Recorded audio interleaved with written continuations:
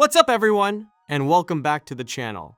If you just watched Mortal Kombat and your jaw is still on the floor after that ending, trust me, you are not alone.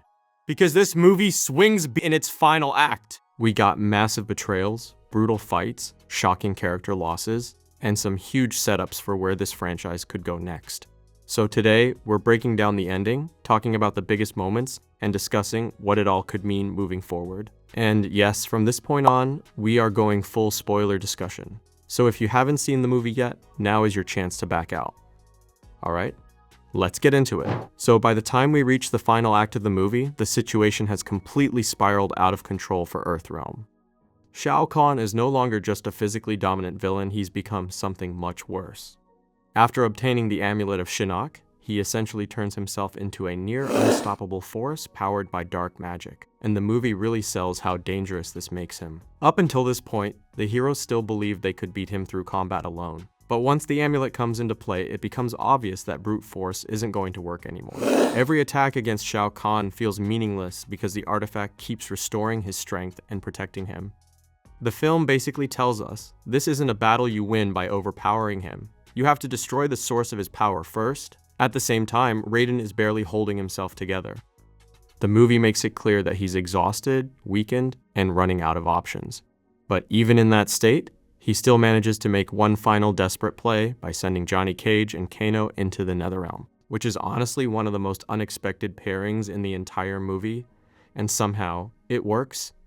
The dynamic between Johnny and Kano creates this weird mix of tension and comedy right in the middle of all the chaos. Johnny is finally starting to embrace the responsibility of being a real hero, while Kano still feels completely unpredictable half the time. But that unpredictability actually becomes useful once they enter the Netherrealm. One thing I actually really liked about the ending is how the movie splits the climax across multiple locations at once. Instead of one giant battle happening in a single arena, the story keeps cutting between different fights, and it makes everything feel larger in scale. In the Netherrealm, Johnny and Kano eventually meet up with Scorpion Hanzo Hasashi himself, who guides them toward the location of the amulet. And visually, this part of the movie is probably some of the coolest stuff in the entire film. The Netherrealm has this nightmare-like atmosphere with fire, darkness, ash-filled skies, and distorted ruins everywhere. But standing guard over the amulet is Bi-Han, now fully transformed into Noob Saibot, and this is where longtime Mortal Kombat fans really start eating, because the movie heavily leans into the history between Scorpion and Bi-Han.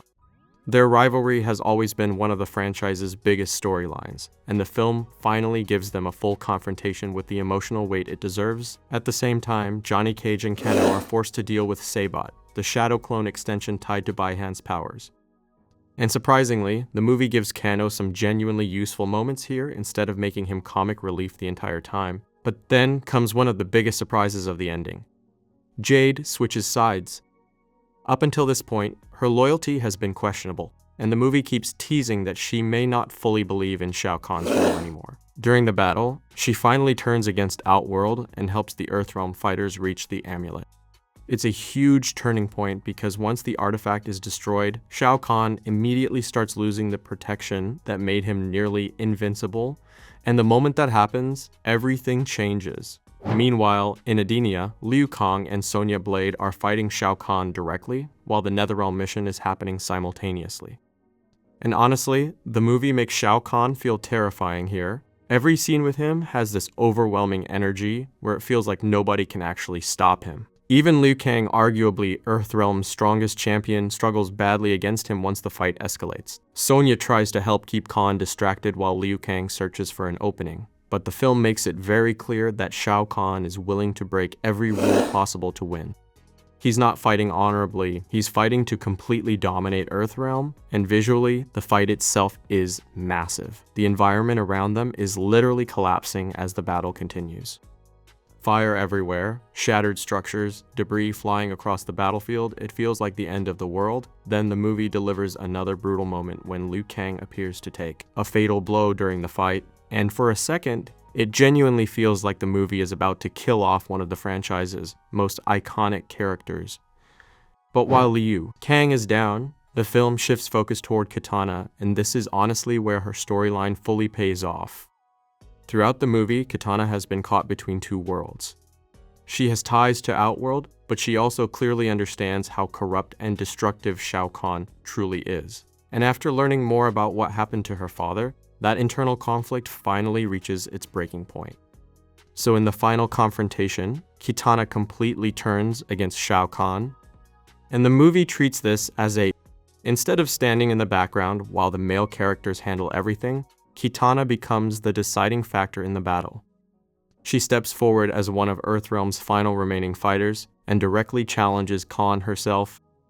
The choreography during this sequence is incredible too. Her fan blades are used constantly throughout the fight, and the movie really leans into the speed and precision of her combat style compared to Shao Kahn's raw power.